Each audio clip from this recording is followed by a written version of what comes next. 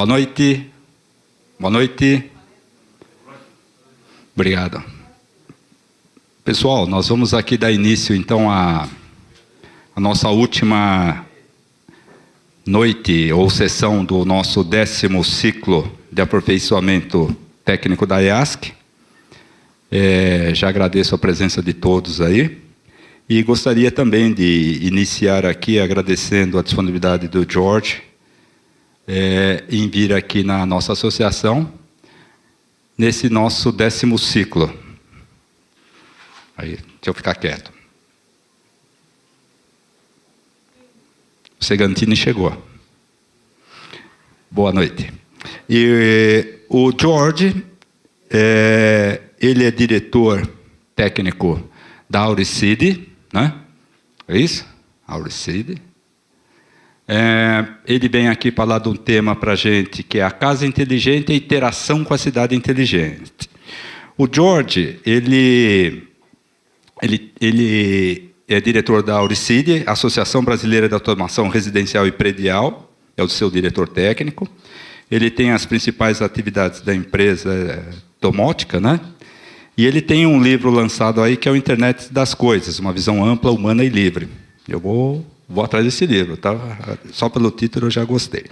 E ele tem, assim, vários e vários artigos aqui, eu não vou ler todos, na revista tem aproximadamente, eu contei aqui, mais de 50 artigos, né? É um por mês, ele escreve sobre esse assunto, e a gente gostaria, então, de agradecer a disponibilidade dele, e colocando o início da palestra. Eu gostaria de avisá-los como vai ser a dinâmica aqui, vai ter a apresentação do George, nós vamos fazer um intervalo para um lanche rápido aí, um coffee break, e teremos aqui o nosso conselheiro, o professor Segantini, falando geomática?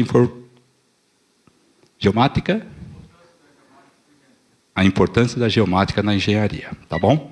Então nós vamos ter aqui duas palestras interessantes, uma bem voltada para a inteligência das cidades do edifício e a outra sobre a importância da geomática na engenharia, que é um assunto muito relevante no momento. Então, já feita a introdução do George, deixo aí com você, George. Obrigado a todos pela presença.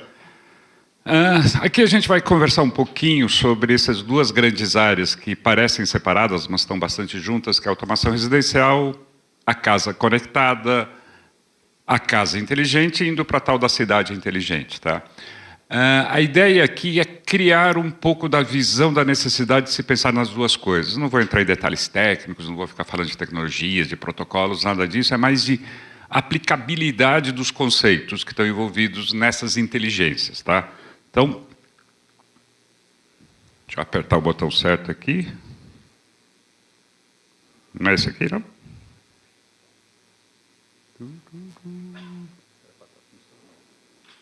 Tecnologia a serviço da humanidade.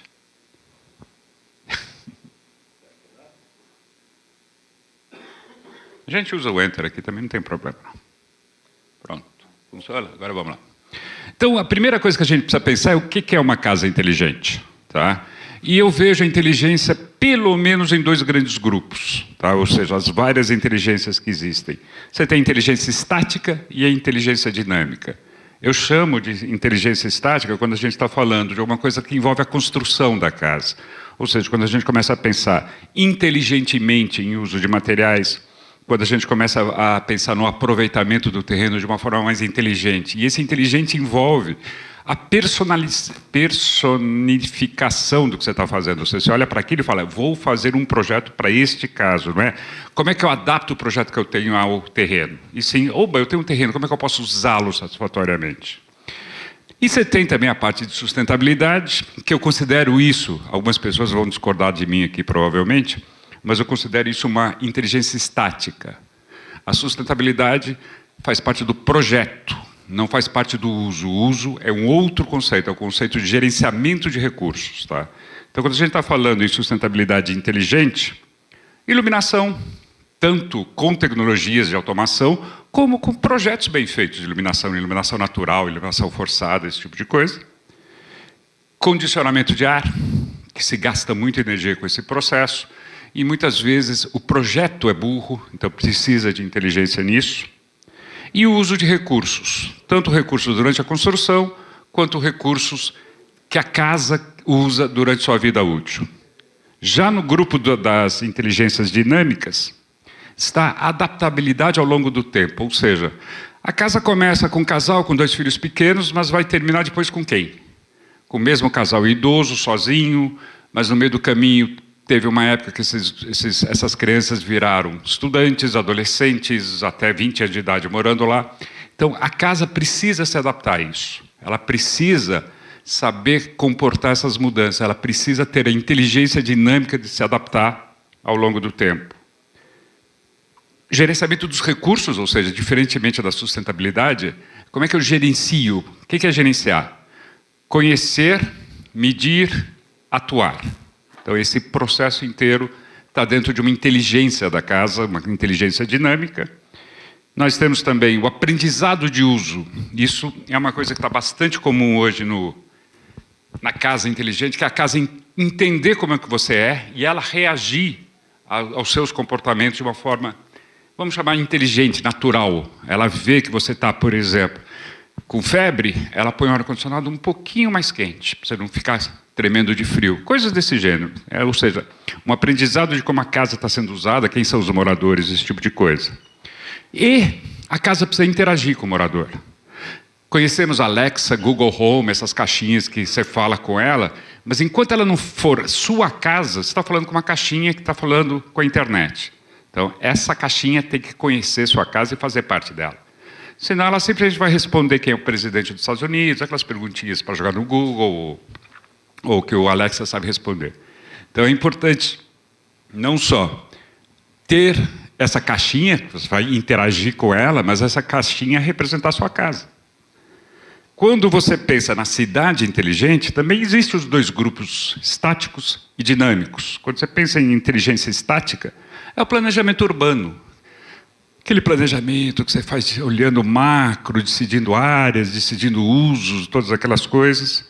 É a adequação ao uso, ou seja, que tipo de uso que eu quero dar, que entra dentro desse planejamento. Também dentro dessa estática nós temos a distribuição de hospitais, escolas, clubes, supermercados, sei lá. Aquilo que o pessoal normalmente faz quando faz um condomínio de alto padrão. Você vai ter isso, você vai ter aquilo, ele vai estar numa região, a menos de 200 metros você vai achar o parque. Isso é um planejamento estático, uma inteligência estática. Envolvendo a construção da cidade, ou seja, materiais que está sendo usado. O que eu digo de materiais? Vidro, até hoje, é usado em fachada. Sabemos todas as consequências térmicas que isso pode causar. E ninguém veio com ideia nova. Continua o vidro. Por quê? É barato, razoável, é fácil, razoável, mas não resolve o problema inteligente. Então, pensar um pouco nessa parte construtiva e a sustentabilidade da própria cidade, né?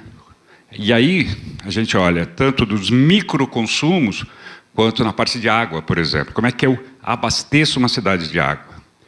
A crise de água não é uma crise de falta d'água, é uma crise de estrutura de abastecimento e tratamento. A água está sobrando e vai continuar. O Lavoisier dizia, né? Que vai evaporar, cair de novo, chover. Então, água não falta. Falta é água onde você quer que ela esteja.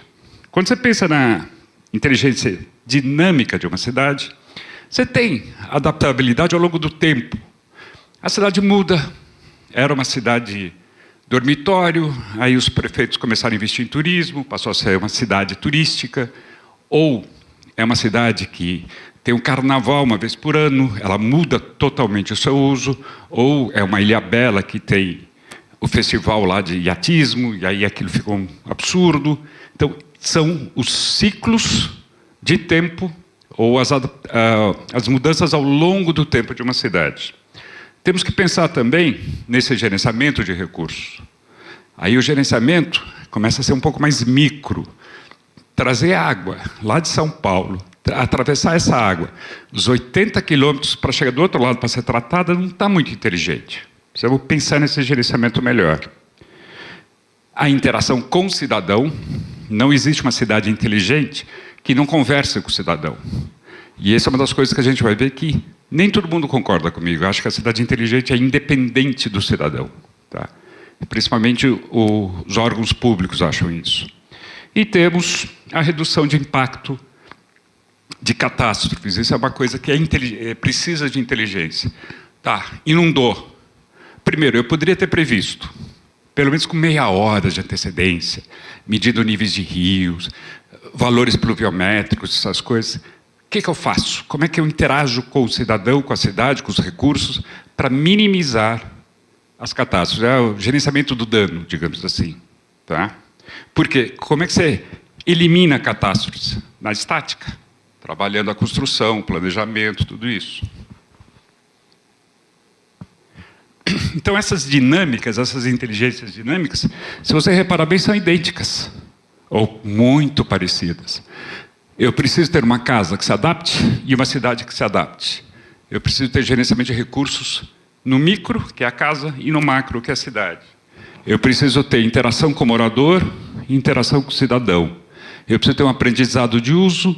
Aqui eu tenho um outro lado, que é o lado da catástrofe, que envolve uma área maior, vários outros conceitos. Mas, basicamente, deveriam estar muito ligados esses dois. E o que acontece? Vamos pensar que universo a gente olha quando vê uma casa. Então, imaginem que isso aqui é o teto de uma casa. Isso aí eu tirei do Google Maps, então não ficou muito bom não, mas isso aí é o telhado de uma casa. Então, quando a gente pensa em casa inteligente, a gente começa olhando isso. Minha casa, os quartos, o ar-condicionado, a geladeira, essas coisas todas.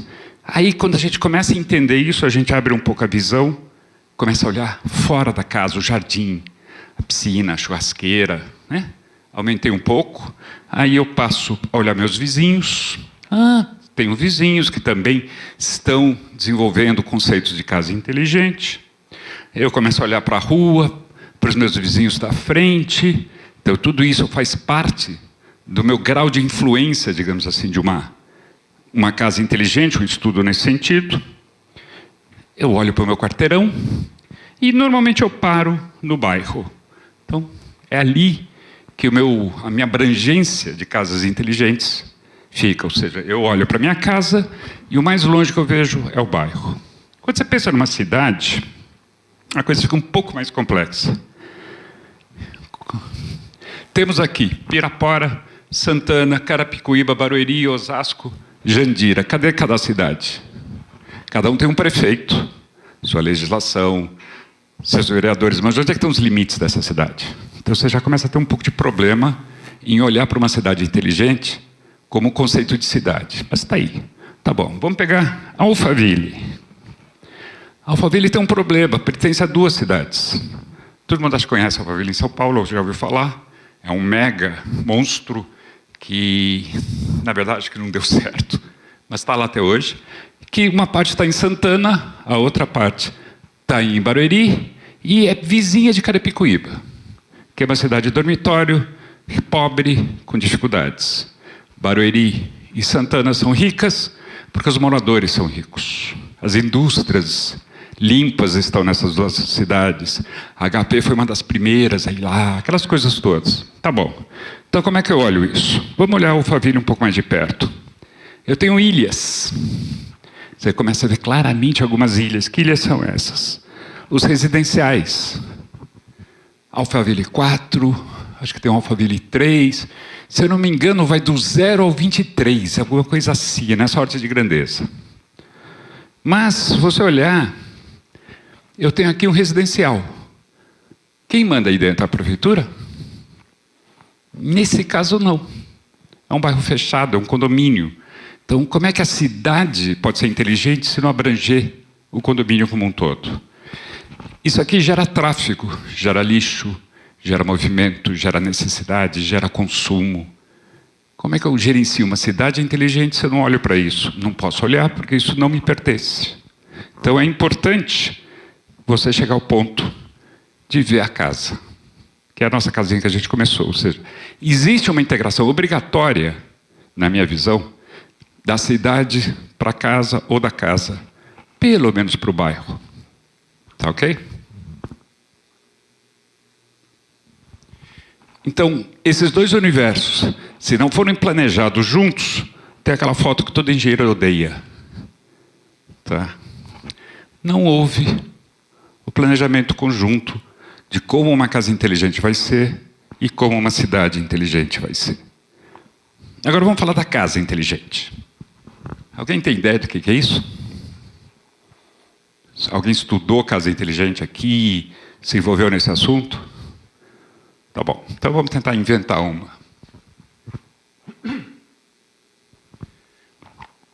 Vamos pensar só nas inteligências dinâmicas que a gente falou lá no começo, que são essas aí. O que eu faço para minha casa conseguir atender tudo isso? Tem as tecnologias, tem um montão de coisa envolvido, e é um processo evolutivo. Ou seja, isso aqui sempre foi uma preocupação de algum grau, e isso sempre teve uma solução, melhor ou não. Então começou 30 anos atrás, alguma coisa assim, com o quê? Com a tal da automação residencial. Sistemas ali, cuidando da lâmpada, do ar-condicionado, da fechadura. E isso foi evoluindo. E hoje, eu diria que nós estamos já na casa conectada. O que é casa conectada? É isso que você vê hoje na internet, nas propagandas. Minha geladeira fala com a internet. Minha TV também diz onde é que meu filho está. Uma série de coisinhas assim. Você está conectando equipamentos da casa a um mundo maior que é o mundo da internet. Mas ainda não é a casa inteligente. A casa inteligente ainda não existe. E a gente vai ver por quê. Mas ela está chegando. Então, é um sistema evolutivo. Rapidamente, o que é automação residencial? Normalmente é um sistema fechado, você compra de um fabricante só, tem tudo dele, e você não pode comprar de terceiros e agregar. Então, se você apostou numa marca, você vai até o fim com ela. Tá? Não tem jeito de um sistema falar com o outro. A interface, tablets, painéis na parede, aplicativos no celular, esse tipo de coisa, foi desenvolvido só para esse fabricante. Cada um faz o seu. Então, se o óleo da Fibaro é bonito, o seu óleo da Neo Control é feio, não consigo integrar essa minha interface. Funciona bem, está aí há 30 anos. Ele é o que eu chamo de auto-integrado, porque o dono da fábrica, o fabricante, se preocupa em que funcione, que a integração entre o relé, o sensor, a central, o aplicativo está sempre bem, eles se entendam, então ele tem essa auto-integração. Ele é autolimitado automaticamente, por quê? Se o fabricante não quis fazer um sensor de luminosidade, esquece, o sistema não vai ter, ponto. Não adianta, mas tem o terceiro lá que eu vi lá no eBay que tem um. Não, ele não está integrado, não vai funcionar. Então, você tem que apostar também no fabricante que tenha como investir, desenvolver produtos, melhorar o sistema dele o tempo todo. Porque ele é autolimitado nesse sentido. E a inteligência sempre foi numa centralzinha dentro da casa. Tinha internet para quê? Para chegar no meu aplicativo, eu poder chegar no bar, mostrar para o meu amigo, ó, minha casa. Quer ver? Eu vou desligar a luz da minha casa. Aí desliga. Não interessa quem está lá. Tá? Então isso é uma automação residencial. Tem vantagens e desvantagens. Tem lá, começa com uma centralzinha. Da central a gente normalmente tem o que a gente chama dos atuadores, que é basicamente relés e dimmers, comandar lâmpadas e comandar equipamentos elétricos. Nós temos as interfaces, como é que você se interfaceia com ele. Nós temos uma certa inteligência, que são os comandos, que podem ser cenários. Aperta um botão, a luz fica em 30%, baixa a tela, fecha a janela, fica tudo bonitinho. Aperta a outra, agora liga o som, desliga a televisão, são cenários. Ou pode ser automáticos. Opa, entrou alguém na sala, liga a luz. Saiu alguém da sala, espera 40 segundos, desliga a luz. Coisas do gênero. Tá? E em alguns casos, também tem sensores. Os mais comuns, luminosidade, presença, temperatura e umidade. Por exemplo, tem um sensor de inundação. Alguém tem ideia para que serve? Não. Serve para isso também, mas isso não é importante. Porque a máquina já tem o sensor de nível, aquelas coisas todas. Para países frios. O que acontece em países muito frios? Que chega a temperatura abaixo de zero. A tubulação pode congelar. Por isso que praticamente toda casa americana, por exemplo, em regiões frias, tem o basement, que eles chamam, né? Que é o porão.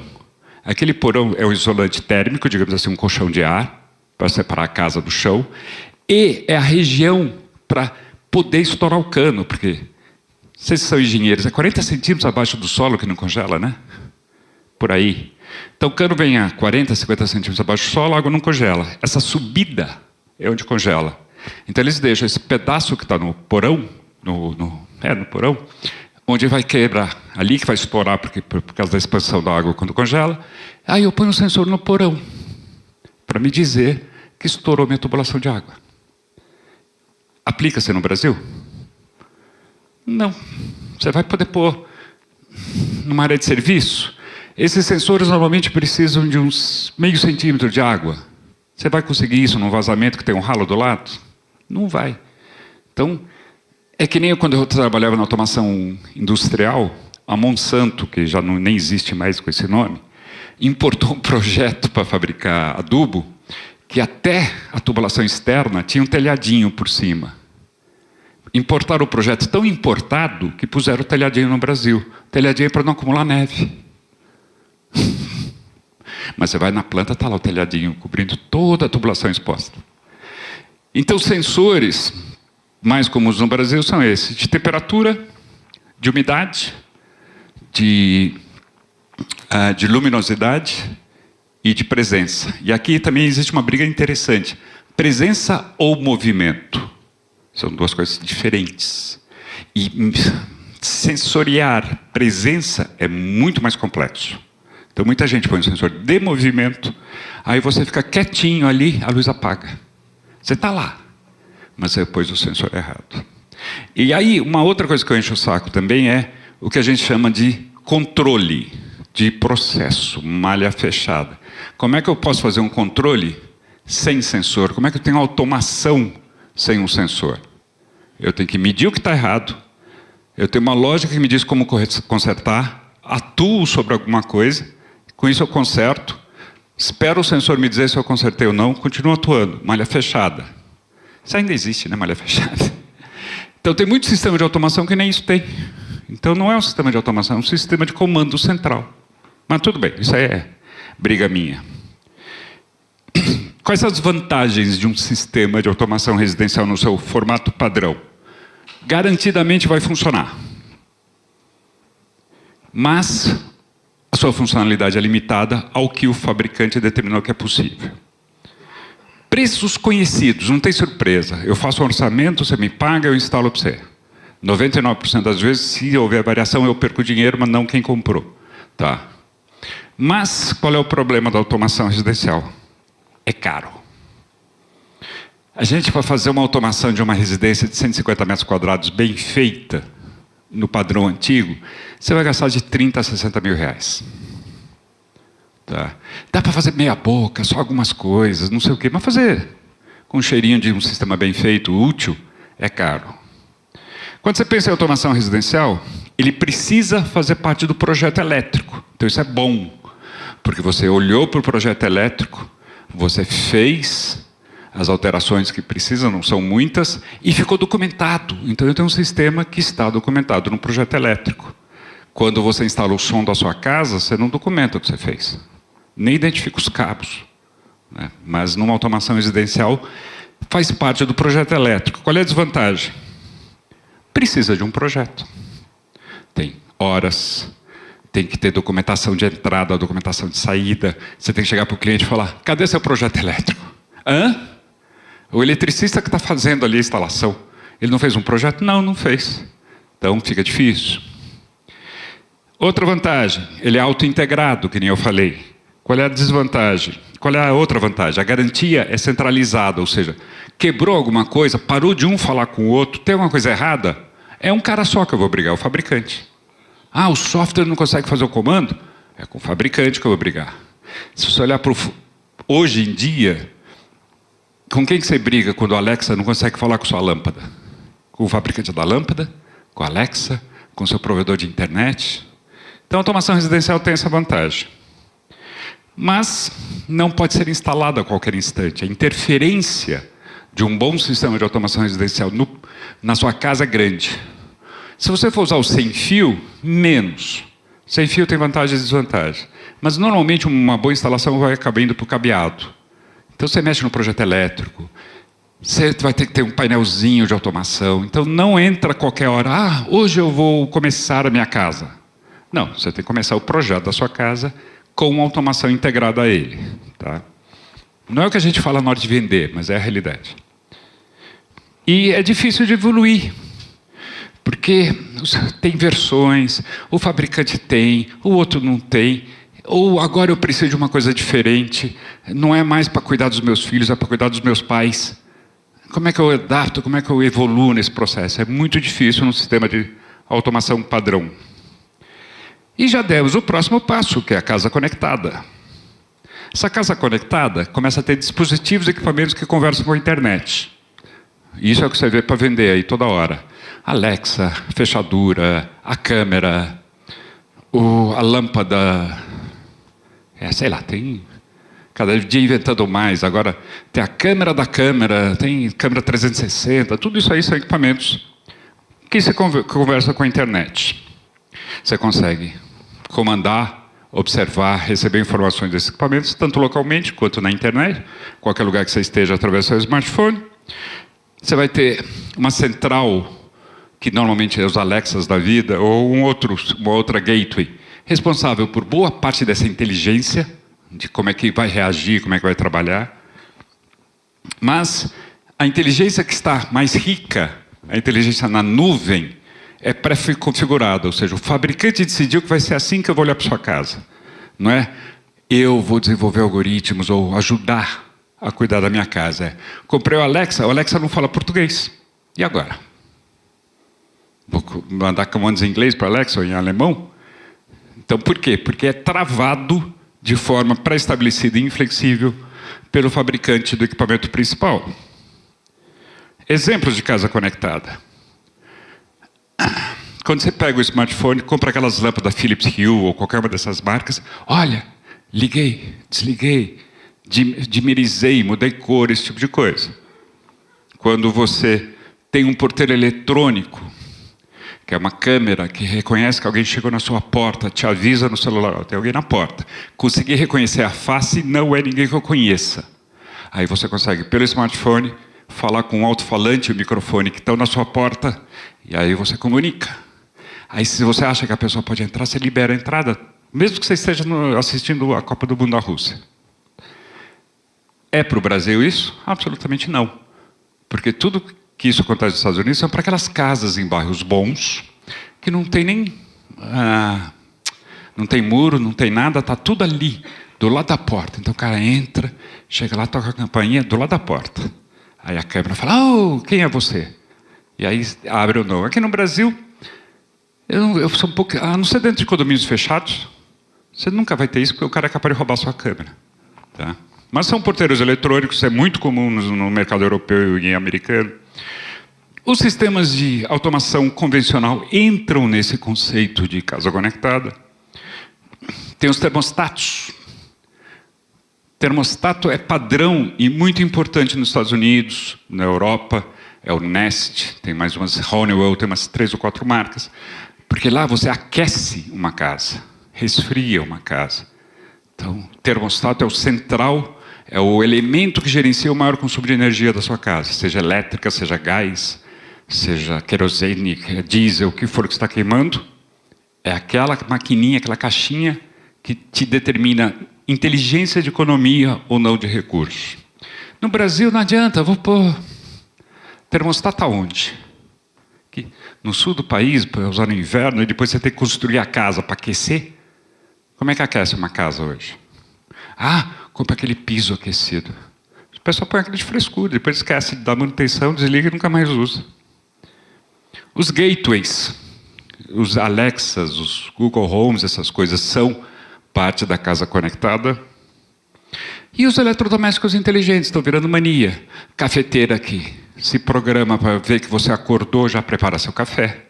Ou que avisa, o café está pronto. A torradeira que vê que o café ficou pronto, então faz a torrada. Se você puser o pão lá dentro, tem que pôr o pão. A geladeira que um dia vai te avisar que o produto venceu. Tá, o seu leite está vencido. Ou acabou o seu leite, posso comprar? Na teoria, na experimentação, isso funciona. Tá? Leitores de código de barra, você pôs o leite lá dentro. Aí tem um sensor que sabe o peso. Acabou aquele leite. Aí manda para o Amazon manda entregar na sua casa mais 1 litro de leite. Na prática, ninguém está usando, mas o piloto funciona. Então, essas coisas fazem parte da casa conectada. E para chegar lá, nós pegamos então o que a gente já conhece como sistema de automação, mas imagine que agora eu tenho mais alguns sistemas juntos. Um mais dedicado para uma coisa, outro mais dedicado para outra, e mais um aqui, digamos. Um cuidando do meu jardim, irrigação, automação da iluminação, parte de condicionamento de ar. São sistemas menores, pequenininhos, mais modulares, que a única coisa que eu realmente faço é dar uma centralizada em como eu converso com ele. E aqui é o nosso Alexa, é o nosso Google Home, o Cortana dentro de uma maquininha. Então tem várias pessoas, várias empresas trabalhando nessa unificação de interface. Não é nem de inteligência. A inteligência ainda estão distribuídos também localmente. O maior problema que essa casa conectada enfrenta, tecnologicamente falando, é que um sistema ainda não consegue falar com o outro. Ele, na verdade, fala aqui em cima, aí esse bicho fala, eu já sei o que você quer. Bicho, liga a luz. Então, o sensor de presença da porta de entrada da sua casa só vai desligar a irrigação do jardim se essa central avisar. Porque você quer entrar em casa, o sensor detectou a sua presença, mas está irrigando tudo, você vai se molhar. Então, essa integração não existe. E também não existe na parte de comandos. Uma inteligência aqui não pode mandar comandos para outro sistema. Então, a casa conectada ainda não está boa. Mas é o que nós estamos brincando.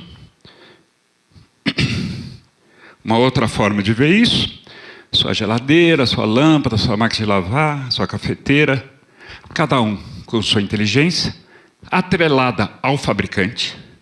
Se você compra uma máquina, uma geladeira da Brastemp, ela tem inteligência Brastemp. Se for da Consul, tem da Consul e vai por aí afora, apesar que praticamente todas são uma marca só hoje em dia, né? Mas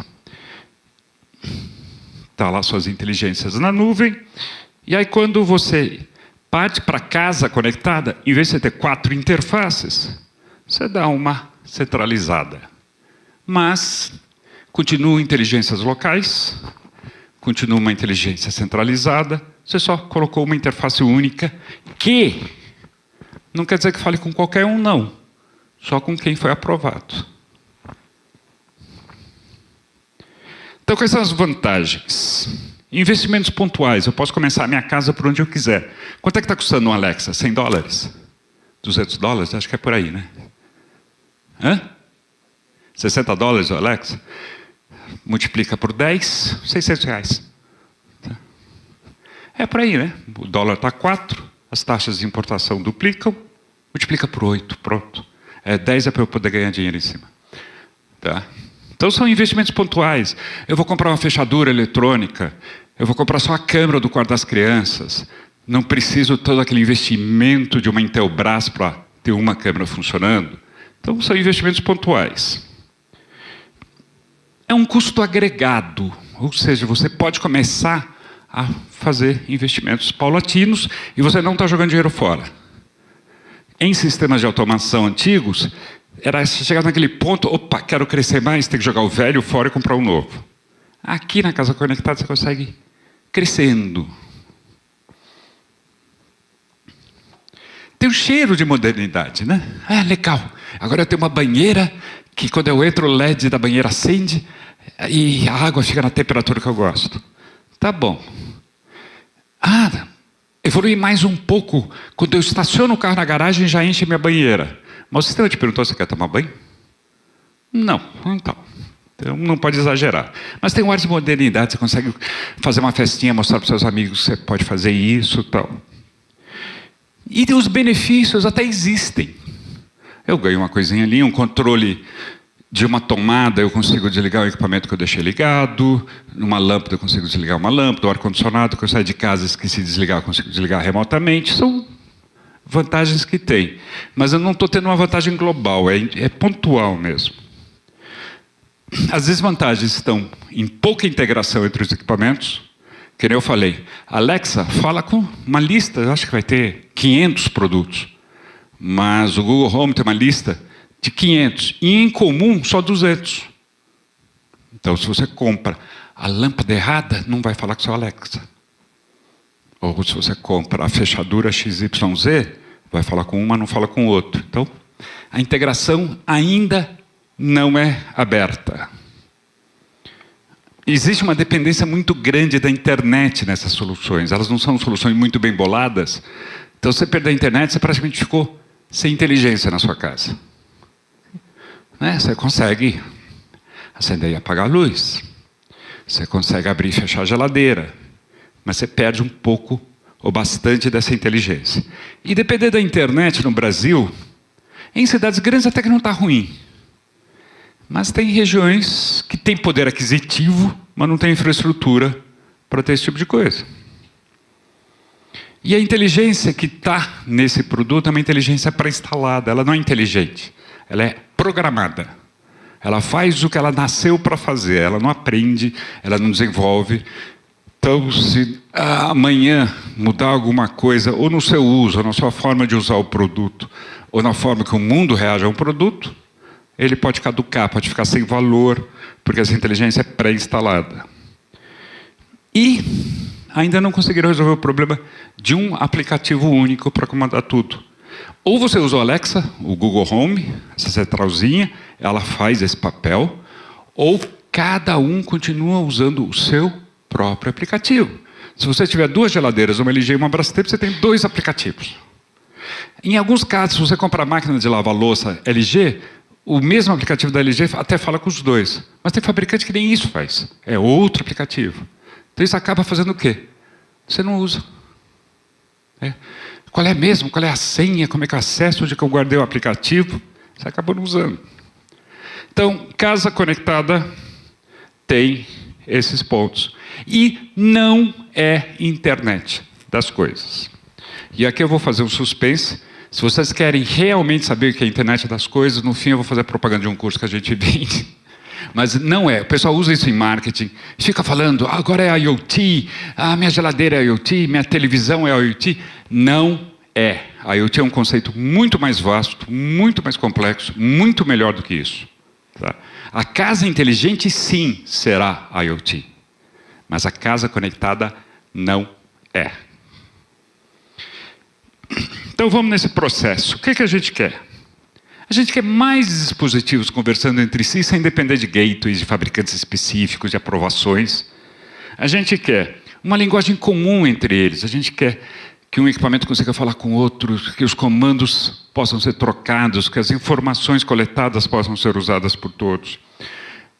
Aqui eu começo a ter cheiro de IoT. Eu quero abundância de dados. A única forma que eu consigo ser inteligente é acumulando informação e tratando essa informação. Não é só acumular. Então, esse é um começo de inteligência. Eu preciso ter dados. Para quê? Como é que eu pego dados mesmo? Com aquele negócio chamado sensores. Sem sensor, não tem informação. Então, o processo começa a sensoriar. E aí, o que acontece? A sua cafeteira, ela não está mais preocupada em fazer café. Ela está preocupada em saber a corrente elétrica que ela consumiu. Ela está preocupada em saber qual é a temperatura que está no ambiente. Quantas vezes ela foi usada?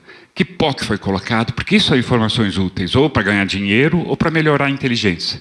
Mas aí é que começa a ter cheiro de internet das coisas. Começa a absorver informações, dados, para depois serem transformados em informações e depois em inteligência. Capacidade de tratar e validar esses dados, de deduzir e inferir resultados. Capacidade de analisar ao longo do tempo. Não é só trabalhar o dado, mastigar e falar, tem uma figura. Qual é o processo de evolução? Um caso típico de um projeto piloto que eu gostei muito de ver, para cuidar de idosos. Uma casa simples, 3 quartos, algumas câmeras, alguns poucos sensores, tinha um casal morando, E durante 6 meses, o sistema só media as câmeras, os sensores. Aí o que eles mediam? Tempos. Que horas que o velho sempre acorda? Quanto tempo ele fica no banheiro? Quanto tempo ele leva para sair do quarto e chegar na cozinha? E aí o sistema começou a falar, opa, esse senhor que normalmente levava 37 segundos para sair do quarto e chegar na cozinha, levou 50, o joelho dele deve estar doendo.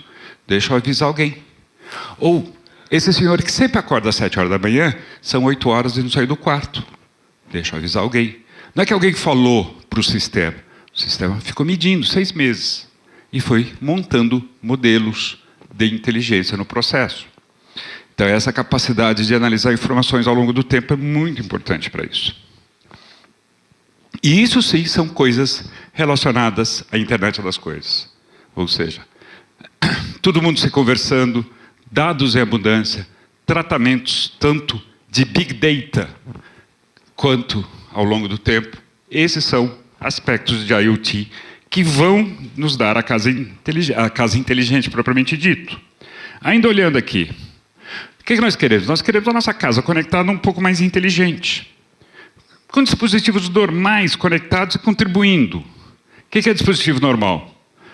Qualquer coisa que eu compre agora vem com inteligência. Comprei uma geladeira, comprei até um vaso, aqueles porta-retrato digital. Aquilo pode ser um ótimo coletor de informações. Não vou discutir privacidade, segurança, essas coisas. Mas está ali, energizado, sozinho, falando com a internet o tempo todo. Por que ele não pode me dar uma microcâmera lá e me dar a presença de alguém dentro da sala? O que eu vou fazer com essa informação? Depois eu vejo. A maioria tem isso, até para mudar, né? Ele tem um sensor que fala, opa, tem alguém me olhando, deixa eu mudar a foto. Aí fica mudando a foto. Então eu quero mais dispositivos. Eu quero um pouco mais de consciência do que está ao meu redor. Eu quero olhar para casa, eu quero olhar para a rua. Por que eu quero olhar para o bairro? Se todo o meu bairro for inteligente, o sensor de chuva que está, sei lá, a 1 quilômetro de distância, vai me avisar, está vindo chuva. Eu não preciso olhar a meteorologia nem esperar chover na minha casa. Eu começo a automaticamente fechar a persiana, sei lá o que eu vou fazer. Tá? Porque, aquela linha inteirinha lá está me dizendo que vem chuva. Ou não. Está vindo sol. Vamos começar a abrir janelas, sei lá. Então, essas visões de dados são importantes. Outra coisa, eu tenho um sensor de umidade para saber como é que está o solo do meu jardim, para saber se irriga ou não. Meu vizinho precisa também um? Talvez não, talvez ele possa usar a minha informação. Ou a minha câmera que vigia a minha calçada, está olhando a dele também. Por que eu não passo a informação para ele, em vez de ele também pôr uma lá? Então essas inteligências de olhar para o mundo ao seu redor é que começa a sair de uma casa para uma cidade inteligente. E não começou pela cidade indo até a casa. Isso que eu acho que é importante ver. Eu começo a ter informações. Eu vou mostrar mais para frente, mas me adiantando. E se eu deixar a polícia começar a olhar minhas câmeras? Através de sistemas inteligentes que detectam movimentos estranhos, em horas estranhas, que fazem análise histórica daquela rua. E falam, opa, não é hora de ter isso acontecendo. Tá. Consciente dos hábitos e preferências do morador. Isso também não é pré-programado. O sistema tem que aprender quem eu sou, quais são meus horários, se é que eu tenho horários, quais são meus comportamentos. E tentar, com muita calma, se antecipar e me deixar mais feliz. Eu entro em casa, toco a música que eu gosto. Por quê? Porque eu passei 6 meses pedindo essa música na mão. Opa, tem uma certa consistência. Vou pôr baixinho, se ele não reclamar, eu continuo. Tá? Então são processos de inteligência dentro do sistema. Exemplos que eu gosto de dar. Controle de temperatura usando informações meteorológicas obtidas da internet. Não precisa ser nem do vizinho a 1 quilômetro. Mas eu sei que daqui a 1 hora a temperatura vai cair drasticamente. Então já começo a fazer um pré-controle. O ar-condicionado já não trabalha tão pesadamente, porque não preciso manter isso aqui tão controlado, porque daqui a pouco vai estar bom. Eu consigo acessar dados de saúde de um morador, porque ele está usando um relógio biométrico, aquelas coisas. Opa, esse cara está com febre. Deixou. Em vez de deixar o o ambiente em 18 graus, vamos deixar em 22, dá um pouco mais de conforto para quem está com febre. Né? Comportamentos dessa forma. Tá. Ter um porteiro eletrônico, que já existe, mas dessa vez ele pergunta para o correio, tem algum SEDEX previsto para chegar? Ah, tem sim. Tem mais ou menos a ideia que horas vai chegar? Ah, vai chegar entre 10h15 e 10h20. É o Brasil, tá? Senão na Inglaterra já saberia que seria entre 10h15 e 10h17. Então tá. Aí eu aviso, sistema, aviso o meu dono, olha, tem um SEDEX para chegar, o que você vai fazer? Você vai deixar eu abrir a porta para o cara entrar e colocar aqui dentro? Como é que vai ser? Tá? Isso é uma casa inteligente. Que eu estava falando, olhar as informações de sensores dos vizinhos ou das concessionárias. Quem cuida da iluminação pública tem sensor de luminosidade.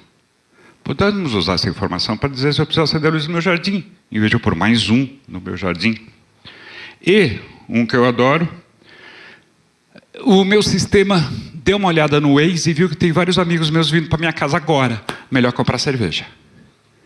E já comprou, já mandou entregar, está chegando e gelada. Tá?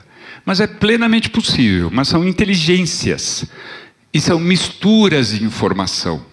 É mais ou menos o que eu digo de internet das coisas, é mais ou menos o que eu digo para você. Como é que eu sei onde está uma pessoa agora? Que não esteja aqui, visivelmente presente. Tem centenas de formas de saber, mas não existe uma pré-determinada. Então você trabalha, a inteligência artificial trabalha vários canais e vai filtrando e chegar. Já que o celular foi localizado nesse ponto, houve uma ligação para alguém da família, e deve ser a própria pessoa que está segurando o celular, então eu acho que ela está lá. Certo? Não, ligou para um número totalmente estranho. Pode ter sido roubado, perdido, alguma coisa. Então, você vai juntando isso, não existem regras pré-determinadas. A inteligência artificial precisa dessa liberdade e para isso ela precisa de informações. Tá? Senão, não tem jeito. Então, pensando nisso, o que nós precisamos? Tecnologias de reconhecimento de fala que estão indo bem. Eu, pessoalmente, não gosto da ideia de que reconhecimento de fala seja o último canal de comunicação que eu terei com o sistema. Na minha opinião, o sistema tem que ser transparente e não existir visivelmente. Não precisa nem falar com ele. Mas está todo mundo gostando de falar com a Alexa. Reconhecimento e tratamento de imagens. Ou seja, olhar para a imagem através de computadores, sistemas, e tirar a informação de lá, que já está bem avançado isso também. Reconhecer rostos, movimentos, temperaturas, presenças, esse tipo de coisa. Inteligência artificial, entenda como quiser, não vamos entrar numa discussão do que é. Desenvolvimento de software, isso precisa mudar muito. O software precisa ser muito bem desenvolvido hoje em dia, porque ele precisa ser portável em pequenas caixinhas, um pouquinho na nuvem, um pouquinho dentro da sua casa, um pouquinho no seu celular. E tem que ser softwares bons, não brincadeiras que o cara põe lá e vende por $5. Tá? E precisa usar a nuvem de uma forma adequada, flexível, aberta, onde provedores de serviço de uso possam mexer e bolar soluções. Tá? Tem o tal do tracking, que é uma tecnologia de acompanhamento de pessoas, seja por beacon, seja por reconhecimento facial, aquelas coisas que a gente vê em seriado. O computador localizou, ele passou 3 dias atrás, tomou uma cerveja naquele bar, então ele deve estar na região, ou o cartão de crédito dele foi usado ali. Tudo isso são tecnologias plenamente existentes hoje, elas só precisam ser usadas para dar essa visão de inteligência. E todas as tecnologias são internet das coisas. Então, a internet das coisas está mais ou menos por aí. Não está completo, mas as tecnologias que criam a internet das coisas já está bem por aí. Então, como é que a gente constrói uma casa inteligente? Com produtos. Podem ser tradicionais, entre aspas, ou seja, tem inteligência embutida dentro do secador de cabelo, essas coisas. Podem ser os sistemas com centrais, sensores, atuadores, por que não? Novos conceitos de sensor. Hoje eu estava falando do secador, tem escova que conta quantas escovadas você deu. Não sei para que serve, mas já tem. De repente tem alguma utilidade para essa informação? Tem? Castigo, né? 1000 escovadas, alguma coisa assim. Estou quase chegando lá. Pronto, acabei meu castigo, posso ir embora. Tá? Mas tem. E quando acaba a bateria, para de escovar? Porque aí não está contando mais, né? Fechaduras inteligentes, e aqui as inteligências estão indo bastante bem, principalmente nas questões de serem seguras com inteligência. Assistentes virtuais, os famosos Alexa da vida. Sistemas a serem embarcados, ou seja, eu, como um desenvolvedor, fabricante, vou começar a pôr módulos que podem ser comprados de mim pelos fabricantes de eletrodoméstico para pôr dentro do eletrodoméstico dele. Então, eu quero algumas informações da máquina de lavar roupa. Eu, fabricante da máquina de lavar roupa, não preciso desenvolver isso. Eu compro kitzinhos, chips e coisas de microeletrônica que se adaptam e fazem o que eu quero. Então, existe um mercado para esse sistemas embarcados, e os eletrodomésticos em geral. Isso aqui é uma área que ainda não evoluiu muito, mas os gerenciadores dedicados de consumo de água, gás, eletricidade, outra coisa assim. O de eletricidade está melhorzinho por causa do solar, mas não gerencia. Ele administra, digamos assim. Ah, está gerando aqui, joga para lá, parou de gerar ali, corta aqui. Não tem um processo inteligente ainda, é só custo. Qual é mais barato? Tem aqui de graça, então joga para lá. Mas ainda não... Por exemplo, na parte de eletricidade, em casa você não tem descarte de carga. E agora, com a tarifa branca, que é... Você vai pagar de acordo com o horário que você consome, se você optar, é muito importante, você não digo nem descarte de carga, mas proibição de carga. Ah, chuveiro elétrico, das 6 às 8 não tem. O sistema proíbe. Você tem que ter 5 senhas para liberar, porque vai te custar 5 vezes mais o custo dessa energia. Ah, aquela cascata linda que você tem na piscina, pode usar o dia inteiro, menos nesses horários. A bomba da piscina, vamos usar de noite, que aí é de graça. Das 3 da manhã às 6 da manhã, usa energia elétrica gratuita. Sabe? Isso é um sistema inteligente. Você não vê isso ainda. E na parte de água, então, nem se fala. Gás é um pouco mais crítico, porque uma das coisas que não pode ter é o fim do fornecimento. Não sei como é que está no Brasil, mas normalmente, se acabar o gás na linha de gás, todos os medidores travam fechados. E o cara tem que manualmente reliberar. Por quê? Porque ele tem que inspecionar como é que está a tubulação do medidor em diante. Porque se eu estava cozinhando, acabou o gás, quem garante que eu fechei a válvula? Aí eu realimento a linha com gás, saí de casa e deixei aberto. Então, é um sistema que dá muito trabalho de segurança. Mas tem como você dar uma otimizada no gerenciamento do uso do gás também. Tá? Porque consumo excessivo é mais ou menos que a eletricidade. Cai a pressão na linha, começa a dar problemas de abastecimento, começa a dar uma série de questões, como a eletricidade. Então, precisa ter um gerenciamento mais localizado. E esses são os principais que estão dentro do conceito de IoT. Tá? Ou seja, que os IoTianos olham mais para isso. Então, minha casa é inteligente. Eu conseguirei construí-la comprando produtos normais, pensando nas suas funções básicas. Eu ainda vou comprar o secador de cabelo, ou porque ele seca cabelo. Eu vou procurar sempre integração, conectividade e inteligência de uma forma invisível. Eu não preciso ficar apertando o botão, configurando nada. Ah, eu comprei agora um secador de cabelo inteligente, que vai dizer para o meu sistema quanta energia está gastando. Eu não preciso fazer nada. Eu comprei, liguei na tomada, tem que me dar essa informação. Ah, não, você já fez a configuração do IP, já pareou o Bluetooth, já garantiu que ele passa pelo firewall? Não pode existir isso. Então, a minha casa inteligente eu vou começar a ter quando isso não for mais uma dor de cabeça. Um único idioma, eu não preciso ficar preocupado em quem fala com quem, esse não fala com aquele. Tem que ter um único idioma entre todos esses dispositivos. A inteligência artificial precisa trabalhar para que eu goste do que está acontecendo. Tá? Ela tem que ter essa visão de que ela precisa melhorar o meu conforto, meu bem-estar, minha sensação de que está tudo sob controle, de que eu estou feliz ali. E a inteligência precisa pensar também em minimizar falhas do sistema. Tem muita gente trabalhando esse conceito e esquece de usar a inteligência artificial no próprio produto que está vendendo. Né? Medir consumo, acompanhar o consumo ao longo do tempo. Opa, esse bicho está aquecendo mais do que devia, essas coisas. Mas essa é a minha casa inteligente. E como é que o país vê? O país, quando eu digo país, acho que todo mundo já ouviu falar do Plano Nacional de Internet das Coisas, que foi abençoado, acho que 1 mês atrás, 2 meses atrás. É um plano bom, eu gosto.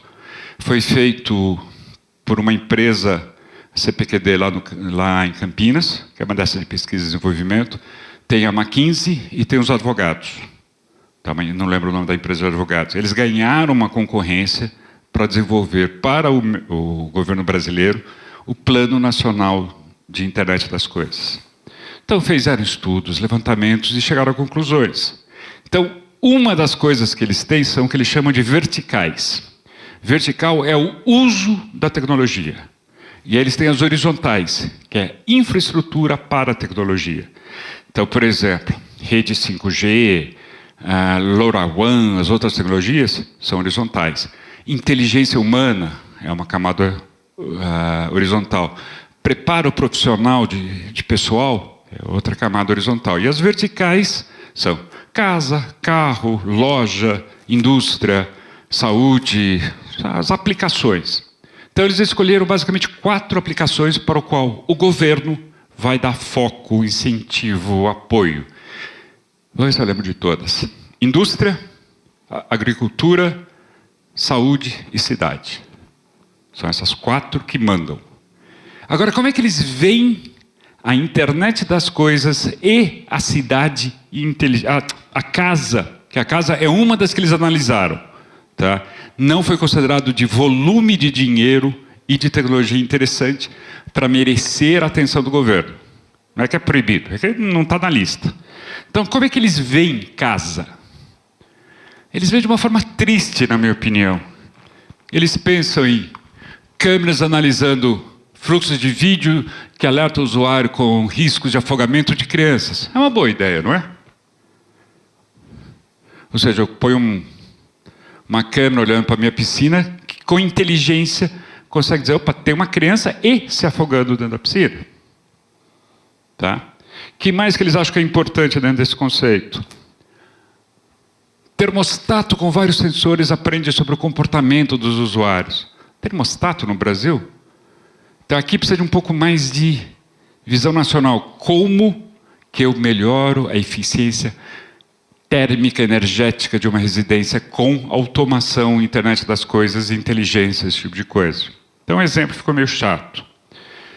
Isto é uma coisa que é importante, saber traduzir. O que é desenho baseado em uso? Projeto, né? Traduzir um design por desenho. Acontece. Então o que eles querem dizer é projeto baseado em uso. Isso é uma coisa interessante, que é eu, fabricante de, sei lá, máquina de lavar roupa, pego as informações sobre as máquinas funcionando em todas as casas que eu vendi e analiso o meu projeto. Desgaste de material, consumo de energia, como é que está sendo usado. Eu fiz máquina para 10 quilos, mas todo mundo está pondo 3. Então eu posso mudar meu produto para 7 quilos, que vai deixar esse pessoal mais feliz. Então existe isso é importante, mas não é para minha casa. Quando eu penso em casa inteligente, eu não quero pensar nisso. Eu quero uma coisa que me traga um benefício mais rápido. Outra que eu não gosto é a parte do analytics e pré-venda. Tentar casar com... você tem piscina? Deixa eu fazer propaganda de cloro para você. Você não tem piscina? Nem vou mandar propaganda para você, não precisa. Que nem os Facebooks da vida adoram fazer, os Googles adoram fazer. Então, também não gosto que tenham visto isso como uma prioridade dentro da casa. Tem a parte de automação de tarefas. Tá bom, mais ou menos é aquilo que a gente tem falado de algumas coisas dentro da casa. Mas pouco aqui busca meu conforto, meu bem-estar. Busca minha segurança, tudo bem. Mas aquele foco de falar, sou um Jetson da vida, não está muito aí.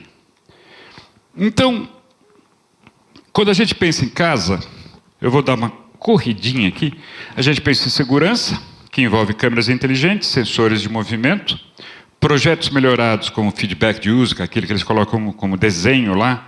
Posso pensar em Big Data e Analytics, posso pensar em tratamento dessas informações.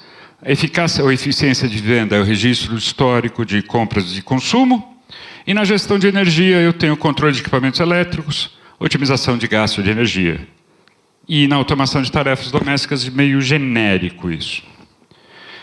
Na parte de morador, eu tenho essas coisas todas que eu gostaria de ter, e eu tenho aquelas coisas que o plano me dá. Como é que eu caso uma coisa com a outra? Ou seja, o que um país vê dentro da casa que possa me interessar dentro do que eu gosto de ver de uma casa? Dá para trabalhar um pouquinho. Opa. Então a gente tem que, aqui, tentar juntar esses dois para começar a eu gostar da minha casa. Se você olhar para a cidade inteligente, que esse sim está no plano brasileiro, existe uma cartilha que tenta ensinar como desenvolver projetos municipais, intermunicipais, estaduais de desenvolvimento de tecnologias para a cidade inteligente. Os focos da cidade inteligente também não gostei muito. São focos baseados em automação de distribuição de subestações, ou seja, distribuição elétrica. Isso o Smart Grid já faz. O Smart Grid não chega ainda no nível de distribuição, é só de transmissão, mas já tem essa tecnologia à parte. Cita a parte de detecção de vazamentos. Isso é legal, certo? Ou seja, eu dentro das minhas adutoras sabia que está vazando. Mas vazando quanto? Qual é o nível de criticidade? Como é que eu vou medir isso? Isso ainda fica meio no ar. Porque quando vaza de verdade, a gente avisa, né? Você vê lá as águas jorrando e fala, opa, está vazando água aqui. Também tem uma preocupação com a mobilidade urbana através da gestão de programação de ônibus e de trens ou de qualquer um desses trecos. E temos a parte de... O que eu perdi aí? Controles de tráfego, que para mim esses dois deviam estar juntos, né? Mobilidade como um todo. E temos a parte, que essa tem algumas coisas interessantes, que é a parte de monitoração de água e de ar, de uma forma um pouco mais inteligente, um pouco mais objetivando melhorar. Não é só informar, ó, está poluído, tá? Ou faltou cloro na água, tá? Então a inteligência pode entrar aí para melhorar isso. Uma das coisas que... está ali. E a monitoração de crimes. É interessante, são duas tecnologias que eu acho muito interessante. Um é o vídeo, é a análise comportamental dos vídeos, outro é som. Né? Você escutar o barulho de fundo, digamos assim, conseguir detectar tiros ou alguma coisa fora de um padrão esperado. Então a parte de som também está sendo usada bastante na segurança pública como ideia de tecnologia. Mas o que eu quero de uma cidade? Eu quero tudo aquilo? Tá bom, mas o que eu quero? Eu quero segurança, sim. Eu quero mobilidade. Eu quero qualidade de vida através da água e dos serviços. Não é só água, ar e tal. Os serviços sociais precisam estar melhores. Eu preciso olhar ao redor de onde eu moro e as pessoas estarem bem. Isso é qualidade de vida para mim. Precisa pensar em sustentabilidade. Precisa pensar em serviços públicos eficientes. E precisa pensar em baixo custo. Através dos impostos e taxas. Tem um serviço lindo que vem um caminhão aéreo coletar meu lixo. Quanto custa? E a oferta completa de serviços e lazer. Então são essas coisas, acho que tem mais uma, deixa eu ver se tem. Tem. E o gerenciamento efetivo das incidências e catástrofes. Acho que não tem mais nenhuma aqui, não. Mas então são coisas que eu, como cidadão, quero ver. Eu não quero ver câmeras vigiando, eu não quero ver detecção de vazamentos, eu não quero ver que o trem está lotado e todo mundo sabe, mas era para estar. Tá? O que eu quero são esse tipo de coisa. E a previsibilidade. Ou seja, eu também quero não ser surpreendido pela minha própria cidade. Tá? Eu quero saber, vem o carnaval, vai estar difícil andar. Tá bom, já sei. Mas não é? O que aconteceu? Não sei ainda, mas eu acho que foi alguma coisa que aconteceu ali, que agora o trânsito não anda aqui. Então eu gosto de ter previsibilidade na minha cidade. E como é que podemos conseguir tudo isso? Se pensar em segurança, nós temos a câmera de vigilância, sensores de ruído, aplicativos, inteligência artificial prevendo e prevenindo. Nós temos na mobilidade o gerenciamento do tráfego por sensores e câmeras, controle de restrições, é uma das coisas que pouco se usa, mas muitas vezes você impedir o tráfego melhora o tráfego. Você pega vias, estradas, por exemplo, que estão muito cheias, você causar interrupções aumenta a fluidez. Você para todo mundo, solta todo mundo, para tudo, melhora a fluidez, isso está provado. O duro é você ficar parado, você é o primeiro da fila do parado, está começando a livrar sua frente toda e o policial não deixa você ir. Ele está melhorando a fluidez de trânsito. Previsão do uso e adequação à demanda. Então, quando eu penso em mobilidade, essa é uma tecnologia que é importante, a previsão de uso. Aplicativos e inteligência artificial prevendo e prevenindo. Quando eu penso em qualidade de vida, eu quero mais medição de poluição de ar. E eu quero interferência nos geradores dessa poluição. Eu quero medição da qualidade do ar no consumidor, da água. Era da água. No consumidor final, não adianta medir quanto sai lá da estação de tratamento, porque o caminho é muito poluível. Né? Então eu quero saber na minha casa como está essa qualidade. Eu quero o acompanhamento em tempo real de pessoas idosas, de enfermas ou com necessidades especiais. E esse acompanhamento é da cidade, da tecnologia que a cidade pode dar para acompanhar essas pessoas. Que nem eu falei desse sisteminha que cuida de velhos. Ou, você está enfermo, em vez de você ficar no hospital esperando cicatrizar, você pode ir para casa e eu te dou um bip especial. E tem um sistema que vai te atender através de pessoas dentro de uma logística que sempre terá alguém a menos de 15 minutos, aquelas coisas todas. É uma cidade que eu gostaria de ter. Dentro da sustentabilidade, uso inteligente da iluminação pública, a parte de detecção de vazamentos com um pouco mais de inteligência e a cogeração urbana. Tá? Isso eu quero ver, mais isso. Mas uma cogeração urbana menos financeira. E isso vai ter que acontecer, deve acontecer, mas hoje a geração elétrica, a cogeração urbana é, para eu não pagar conta, eu ponho painel solar. Ninguém realmente está pensando que aquilo está melhorando o fluxo energético da minha cidade, está diminuindo o gasto de outros tipos de geradores de energia, e pode ser usado, quando começar a ter muito carro elétrico, como um sistema de armazenamento de energia. A bateria do seu carro de noite vai fornecer energia. Ou de dia, se estiver estacionado, ele vai ser uma fonte possível de energia para eu balancear sistemas. Então, temos a parte de serviços públicos. Eu quero um controle de demanda de recolhimento de lixo. Não quero só lixo recolhido. Eu quero que seja recolhido só quando precisa. Aí você melhora o serviço público, ele fica mais eficiente. Detecção inteligente de buracos nas vias. Isso é fácil de fazer. Com o celular de vocês a gente consegue fazer isso. Gerenciamento de catástrofes, eu quero monitoração de meteorologia, eu quero monitoração dos níveis do rio, eu quero interferências na mobilidade. Opa, fecha o túnel, vai inundar. Em alguns lugares a gente até tem isso, São Paulo de vez em quando faz isso. Interferir na mobilidade para evitar a catástrofe. Previsibilidade, uso da inteligência artificial e a interação com o cidadão em tempo real. Então essa mesma visão que eu tenho de uma casa, eu tenho de uma cidade. É isso que cidade significa para mim, uma cidade inteligente. E o que eles têm em comum? Quando você fala em segurança, nós temos câmeras, sensores, aplicativos de inteligência. Foi o que eu falei que a cidade precisa. Mas olha só, esse eu já tenho na minha casa. Esse eu já tenho na minha casa. Eu posso pôr na minha casa como parte de qualquer coisinha que eu comprei lá. A câmera, colocar um sensor de ruído lá, o microfone, a coisa normalmente vem. Aplicativos, eu mesmo tenho os aplicativos para eu trocar informação com o meu sistema. Então, para que a cidade vai gastar dinheiro nisso se ela pode usar o que eu tenho?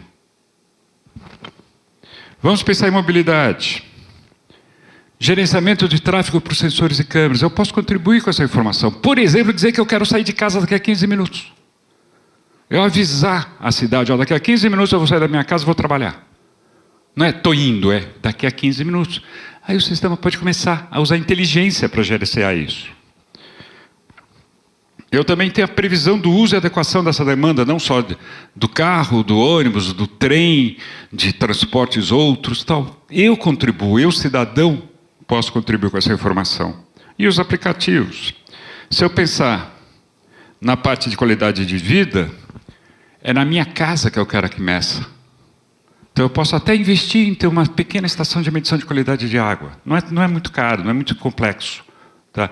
Você basicamente precisa medir cloro, você precisa medir turbidez, e tinha mais um parâmetro que eu não lembro agora qual é.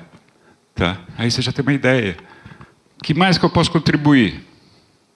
com essa parte. Eu posso usar meu sistema de automação, as coisas que eu pus em casa para cuidar da minha luz, para ajudar a minha tia que quebrou a perna enquanto ela está se curando. Aquele sensor agora também sensoria o movimento dela.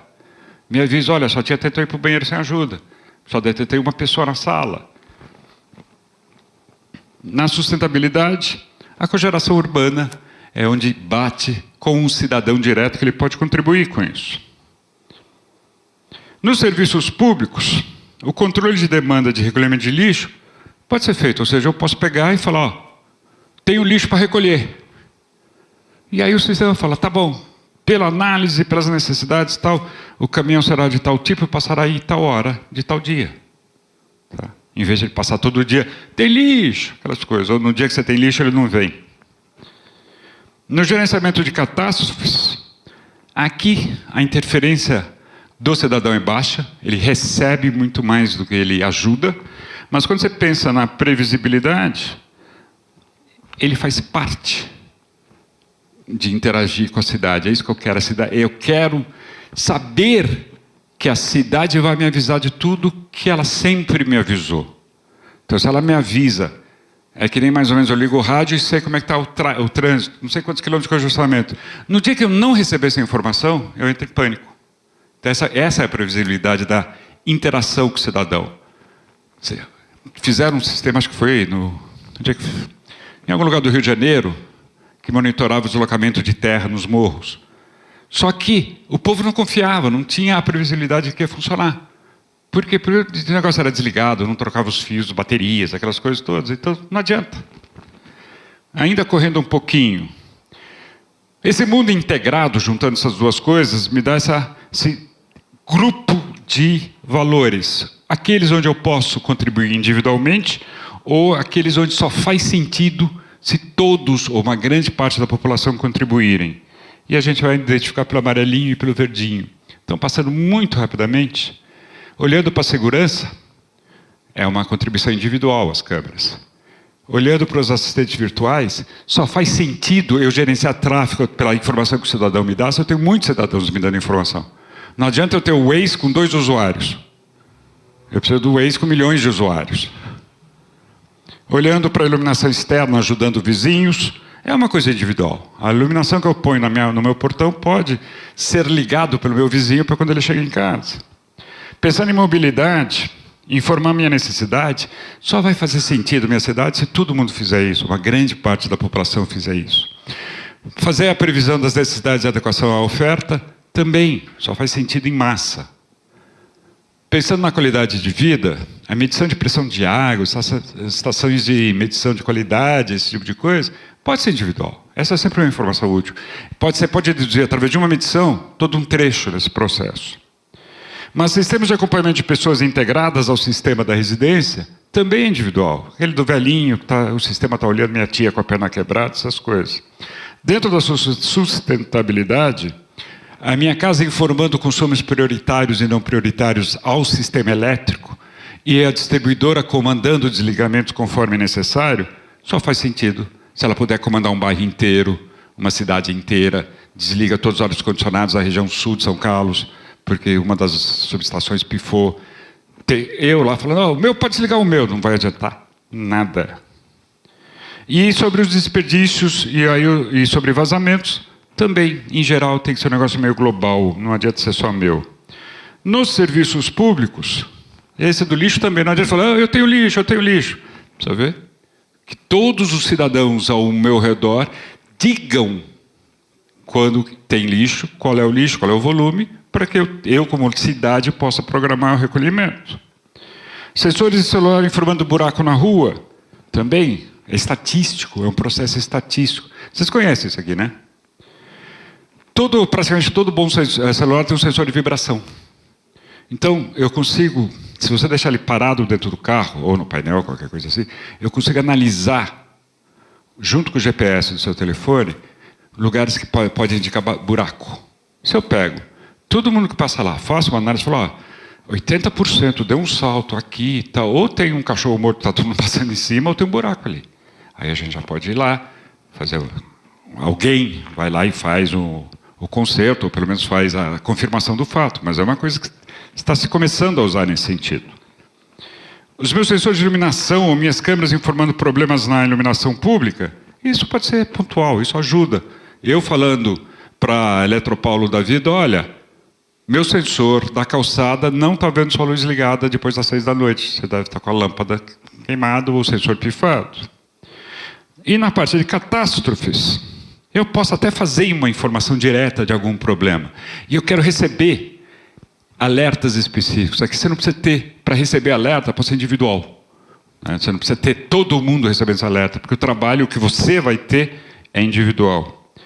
Mas a reportagem de envolvimento, ou seja, olha, o bairro inteiro está prejudicado, as ruas de acesso estão inundadas, alguma coisa assim, só faz sentido se ela puder reportar para todo mundo. Então, todo mundo teria que ter um aplicativo para ter informação que possa ser útil.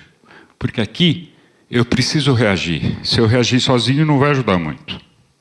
E solicitação de ações também. Que você vai trabalhar estatisticamente, você não vai trabalhar individualmente. Senhores moradores, saiam do prédio porque o prédio está com problemas estruturais. Não adianta só avisar meia dúzia. Então, tudo aquilo que eu quero da minha cidade, que a casa pode ajudar, não está aqui em como o Brasil vê a automação. Ela vê totalmente desconexa. A cidade inteligente está totalmente desconexa do cidadão. Está olhando para serviços, para prestação de serviços conforme conceitos, muitas vezes padronizados, sem o envolvimento do cidadão. E o que precisamos? Precisamos valorizar a casa inteligente como contribuinte desse processo. Ou seja, a casa inteligente contribui com a cidade inteligente. Os projetos de cidades inteligentes devem levar em conta a casa, pelo amor de Deus. E não estão levando. Os provedores de serviços tecnológicos devem tomar a iniciativa. Quem são esses caras?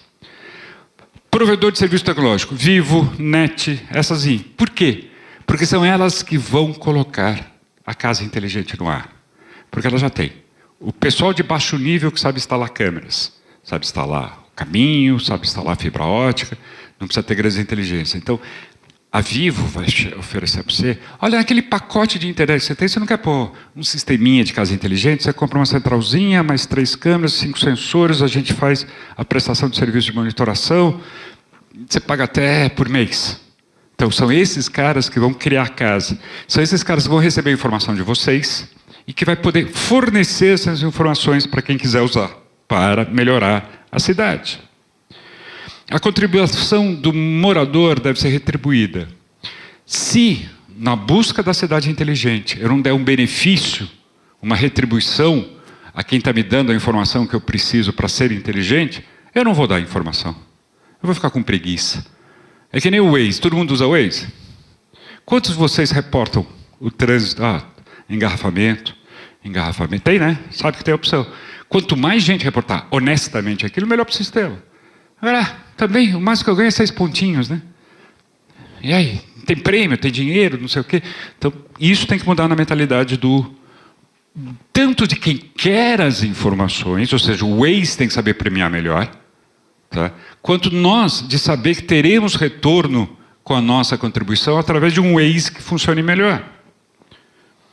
Planos de incentivo à adoção, financeiros mesmo, leasing, comodato, esse tipo de coisa.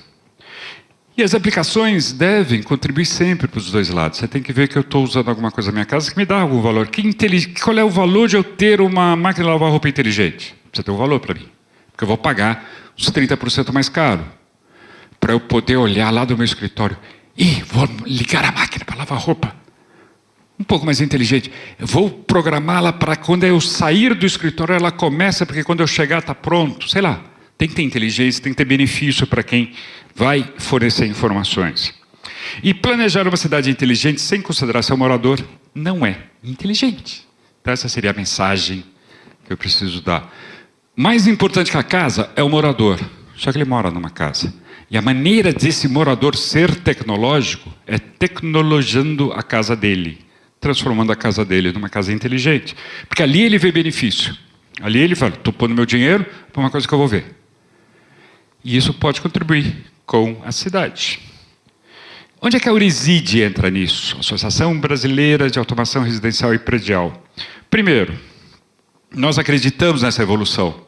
automação, casa conectada, casa inteligente. Senão a gente ia ficar lá no primeiro quadrado e morre. Então a gente está acompanhando esse processo. A gente antecipa que a internet das coisas vai promover essa convergência nesse caminho automação, casa conectada, casa inteligente, e que, por sua vez, isso vai fazer parte da cidade inteligente. E como é que a gente colabora? A gente presta consultorias a fabricantes nacionais e estrangeiros, dá esse tipo de palestras que a gente está dando aqui, apesar de poder ser um pouco chato, mas a gente tenta fazer ele ficar animado. A gente faz as jornadas de automação, ou seja, uma vez cada 2 meses tem um evento em São Paulo, que pode até uma vez ser aqui em São Carlos, se a gente achar que tem um público, onde participam fabricantes, integradores. É para o mercado do negócio, não o público consumidor. Mas tem um mercado ali, tem essas jornadas de automação. A gente dá curso para formar integradores. Integrador dentro da automação residencial tem um papel muito importante. É ele que vai fazer o projeto, a instalação, que vai comprar e revender. Dentro da casa conectada, nós vamos precisar disso também. Porque aqui no Brasil, ninguém nem sabe qual é a cor da fase e do neutro. Não sabe identificar a fase neutro. Não sabe que um lado da tomada tem que ser um, o outro lado tem que ser outro. Então, quando vem lá, que ele pega um relézinho, liga esse fio no fase e esse no neutro, ele não consegue instalar um relé para comandar uma lâmpada. Então, vai continuar tendo uma mão de obra, mas essa mão de obra vai evoluir. Então, os nossos cursos formam essa mão de obra. Os cursos em company, e isso mais ou menos eu estava falando com o Douglas aqui para oferecer. A gente tem oferecido isso em várias associações, em vários tipos de empresas, e acho que aqui cabe. Cursos de projeto, de integração de automação residencial. Esse é um curso que está formatado, tem 8 horas de duração. Curso de automação residencial para eletricistas. Isso é tentar transformar uma mão de obra de instalador, melhorar essa qualidade de mão de obra. Nós temos o curso de internet das coisas e automação residencial de 12 horas, esse é eu que dou, tá? Que é dar uma visão sobre a internet das coisas, tecnologicamente, sem aprofundamento, e como isso gruda nessa sequência automação conectada inteligente. Tá? Está aqui como 12 horas, que é mais ou menos o padrão. E como criar e consolidar uma empresa de automação residencial. Aqui é mais business. Aqui é orientando empreendedores, microempreendedores, pessoal que quer entrar nessa área de automação residencial. Como é que faz uma empresa dessa? Quais são os meus focos? O que é que eu tenho que ter de recursos, conhecimentos, público, esse tipo de coisa? Tá? Temos blogs tecnológicos, temos um de temas técnicos, que é genérico em automação, e temos o IoT no Brasil, que é específico sobre a internet das coisas, tá? Que vocês também estão convidados a lerem os artigos que estão lá. E obrigado a todos, meus contatos básicos estão aí. Obrigado pela paciência. Consegui fazer um tempo bom? Invadi muito seu tempo? Não, tá ótimo, tá ótimo. Desculpa a correria no finalzinho aí, mas... o tema aí agradeço aí, e a gente está constatando aí que a inteligência reside aí numa convergência de troca de informações, bulk data, né, que vamos dizer assim, dados massivos, né, onde a gente gera e nem sabe o que está gerando, né? Você estava falando aqui, eu falei, gente, eu poderia ter feito a lista de presença só do pessoal passar com o celular ali, eu já saberia que o próprio informação que a gente tem aqui, né, nossa localização, né? Eu vi aqui os meus amigos no Face que estavam aqui no Map, né? Eu falei, nossa, Carlinhos está aqui, o outro está aqui. Eu falei, deixa até te interromper. Tem uma empresa em São Paulo que eu conheço que ela faz medição de como é que chama? De origem e destino dentro do metrô. Sabe como é que ela faz? Através do MAC address dos celulares. Ela tem uma caixinha que ela põe na mochila nas costas, e essa caixinha consegue identificar todo o Wi-Fi que está habilitado, só isso. Qual é o MAC address? Então ele registra, opa, MAC address entrou no ambiente, MAC address saiu do ambiente. Com isso você consegue ter uma ideia de origem e destino dentro de um metrô, sentado com uma caixinha nas costas. Olha que maravilha. Então vou abrir umas perguntas aqui, né, depois a gente vai fazer o nosso coffee break e eu vou convidar aí na sequência o professor Segantini. Está aberta a sessão de perguntas. Eu, se não tem, eu já tenho aqui uma... Você engatou aqui. Se não tem, isso é bom ou isso é ruim? Tem sim, então, tem pergunta assim, Zé, que eu já começo chutando uma bola aqui para dar tempo do pessoal, já vi que tem alguém se manifestando. Você comentou aí uma coisa interessante que é a gente vai chamar, eu vou chamar o nome, não sei se é correto, esses provedores de comunicação, TV, rádio, tal, porque eles estão entrando e ao mesmo tempo falando nas nuvens. Essa é a tendência. Quando apareceu a nuvem, é que essa troca de dados aí pode ser conectada, vamos dizer. Então, por exemplo, o cara detecta que eu estou assistindo Netflix, que está na nuvem. Aí o outro detecta que eu estou passando para um lugar. O dado do hospital foi para a nuvem. Você acha que a nuvem vai ser o grande dialogador, vamos assim dizer, desses dados? Sim, com certeza. Dentro do curso que eu estava falando aqui, desse de 12 horas, uma das coisas que a gente mostra é isso. O que deve acontecer nesse mundo IoT é, na camada chão de fábrica, digamos assim, que é nossa casa, esse tipo de coisa, vamos ter uns 2, 3, 4 protocolos, Wi-Fi, Bluetooth, Zigbee, Z-Wave, alguma coisa assim, coletando esses dados. Vai ter uma central, uma caixinha, um gateway, alguma coisa, meio como canal para chegar até a nuvem. O grande valor vai estar justamente nisso. Quem vai prover essa nuvem? Hoje os grandes são Cisco, Amazon, Microsoft, Google, a Apple não está nessa área muito forte. Então, o que é essa nuvem? No fundo, é um montão de ferramentas de desenvolvimento que facilitam o trabalho com dados vindos, não tem a menor ideia de onde. Para isso, nós temos 2 possíveis caminhos.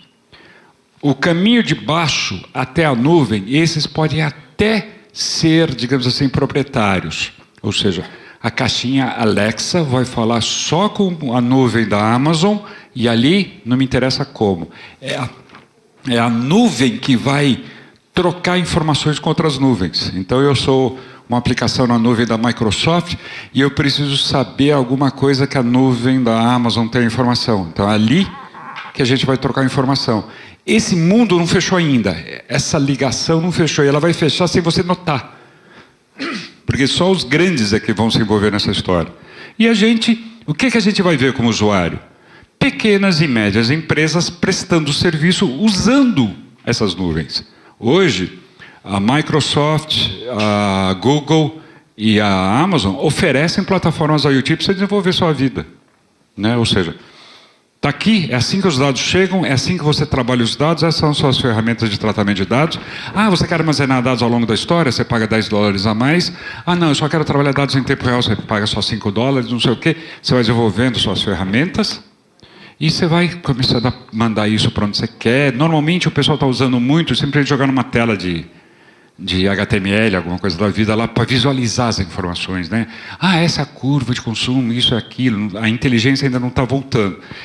E quando precisar trocar informação entre nuvens, as Apples e as Microsofts vão se acertar, vai funcionar e a gente não vai saber como. Boa noite, parabéns pela palestra, muito bom a explanação. Hoje no Brasil existe a modalidade de tarifa branca para o setor residencial. Você aí que está à frente à Aurizid, você tem acompanhado muitas residências que estão aderindo à tarifa branca e já com tecnologia de agendamento de consumo, alguma coisa no tipo, e a Aurizid tem dados sobre o número de residências automatizadas? Vocês trabalham com esses dados? Vamos lá.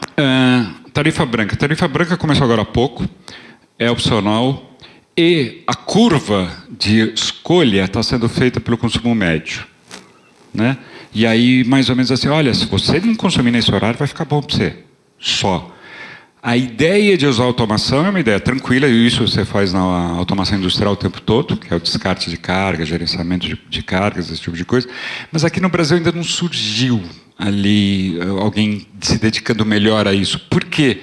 Porque o investimento em equipamento é alto.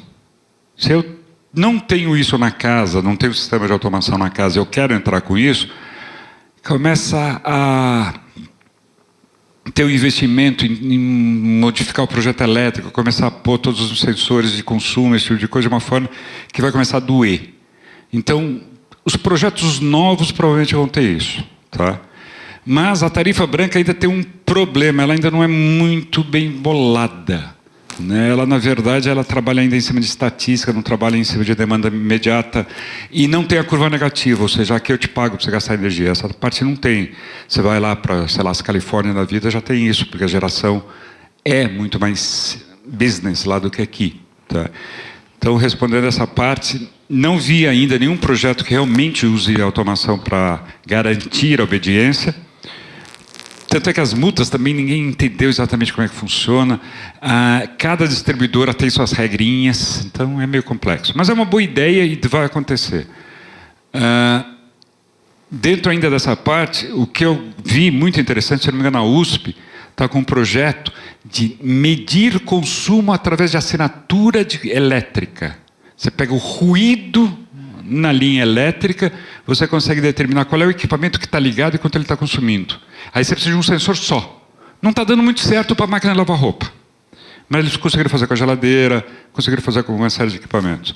E é projeto. Vamos ver como é que sai isso. Respondendo, não é minha área dentro da Aurizid, o Muratório que cuida disso, mas sim, se você entrar no site, você deve conseguir achar o nosso link lá para o relatório, por exemplo, anual, que fala pouquíssimo sobre consumidores. A gente usa muitas estatísticas do Sebrae. Ela que levanta a informação. Dizem que nós estamos com 20% só do potencial que teríamos. Teria 80% de usuários que não foram atraídos para a automação e que tem a residência adequada para isso, o uso adequado e o dinheiro adequado. Tá?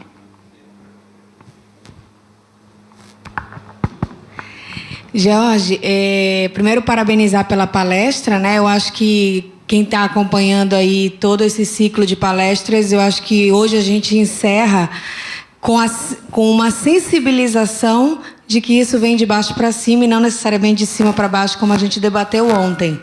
Né? Então, se cada um estiver fazendo aí a sua parte, a gente consegue chegar mais rápido nessa cidade inteligente, numa casa inteligente. E aí são duas perguntas. A primeira é a respeito desse plano que você apresentou, como que ele foi elaborado, né? Se houve alguma comissão, tipo, quando tem as nossas normas técnicas, a gente tem uma comissão que abre para discussões. Qual foi o nível, né, dessa abertura para finalizar esse plano? E a segunda é que, diante das nossas desigualdades sociais que a gente tem no país, onde a gente tem bairros muito bons ao lado de bairros bem mais pobres, né? E quando a gente fala em você pensar na casa, na rua, no bairro, como que a gente pode pensar nessas diferenças? Tipo, vou ter um bairro super inteligente, mas ali do lado eu tenho uma favela. Então, isso aí é bem complexo, acho que para o Brasil, né? Respondendo a sua pergunta, na verdade, você sabe melhor que eu que não tem resposta. Né? O que você vai conseguir fazer, tecnologicamente, aí pensando mais com a cabeça de tecnologia, é um pouco de contaminação positiva. Ou seja, se eu cerco aquela região de um pouco mais de informação, mesmo que ela não venha de dentro, eu começo a ter um pouco mais disso. Agora eu tenho que ter a vontade política, etc, etc, etc, de melhorar aquilo lá. Inclusive do povo que está lá.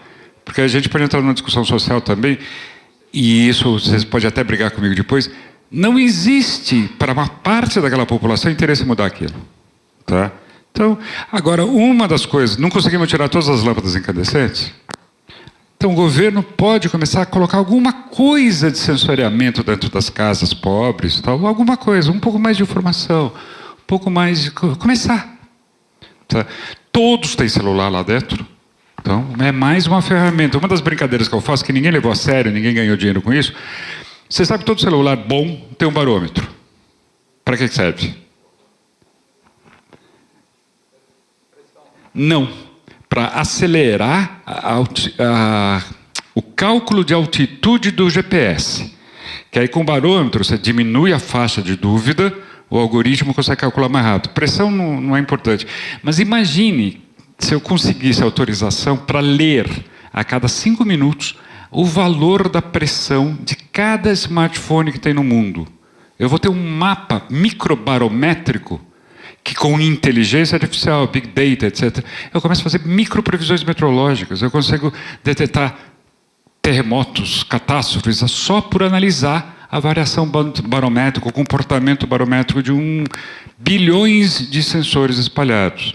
Então, quando você pensa num celular dentro de um ambiente desse, pode começar a ajudar a trazer mais informação de segurança. Por exemplo, o Google escuta você sempre, você sabe. E uma das coisas que se usa para tecnologia de segurança é detecção de barulhos que possam lembrar explosões, tiros e coisas batidas. Então, se eu pegar os celulares dentro da favela, eu consigo localizar de onde saiu o tiro, por exemplo, e usar isso inteligentemente. Voltando para a primeira pergunta, Plano Nacional de Internet das Coisas. Genericamente, eu dou nota 8. Tá? É um plano, não são normas, não são procedimentos, não são nada disso. Houve eu não lembro as classificações exatas, mas houve uma consulta pública sobre o plano. Depois houve uma concorrência pública onde se buscava uma empresa para fazer uma série de coisas, ou um conjunto, um consórcio para fazer levantamentos no mundo, saber o que cada país, não cada fabricante, o que cada país tem como prioridades, tem como metas, como é que eles olham o consumo, como é que eles olham o que vale a pena desenvolver, o que não vale. Criar um mapa e definir uma coisa que eu não lembro o nome agora, mas é a visão brasileira sobre a IoT. E a IoT, isso é legal, é uma visão social. É um desenvolvedor de melhoria social do país. Então está bom.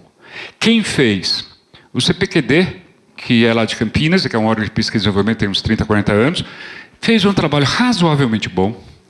Quem não fez um bom serviço, na minha opinião, foi a própria McKinsey, que ela entrou como consultora internacional e, no fundo, ela chupou todos os relatórios que ela recebia de fora e montou um relatorião. Então, algumas coisas ali não tem uma análise muito profunda. Não vi os cálculos, mas eles existem, de previsibilidade de quanto dinheiro cada negócio vai gerar.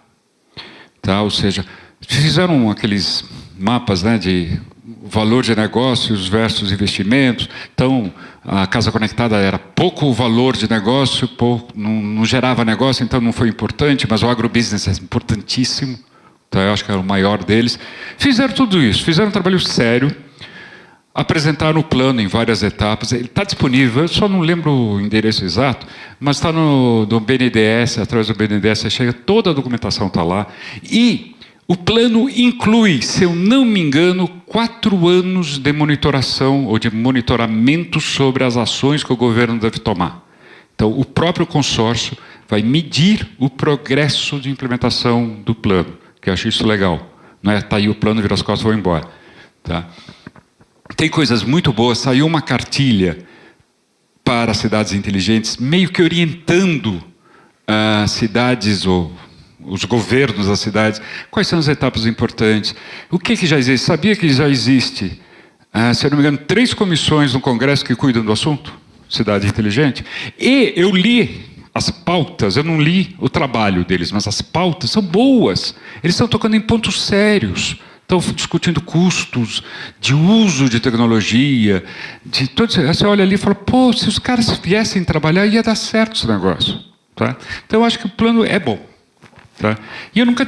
O último plano que eu lembro, que foi feito com tanta seriedade, foi o plano, quando você não tinha nascido ainda, da Lei de Informática, que decidiu que o Brasil ia juntar 4 fabricantes de sistemas digitais de controle de processo, comprar as tecnologias e criar um 5º melhor que qualquer um dos 4.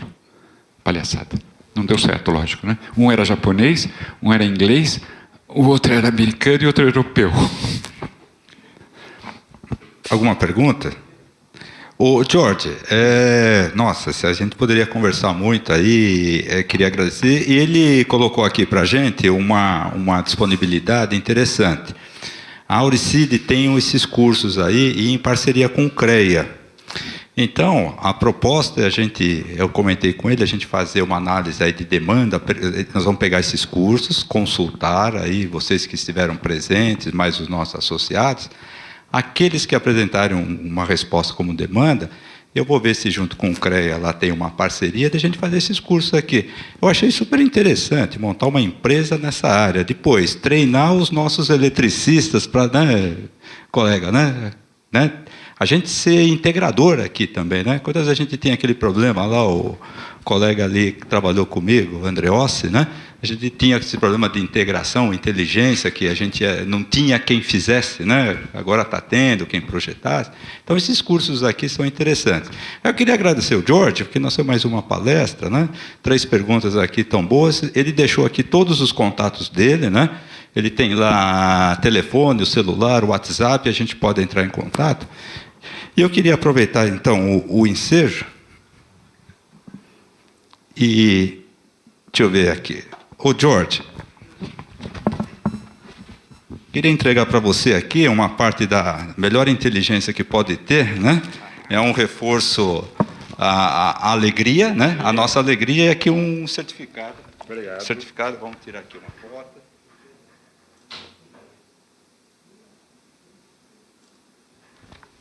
Então, eu ia convidar, mais uma vez, muito obrigado. Você vai mandar um abração para o Muratório, tá certo?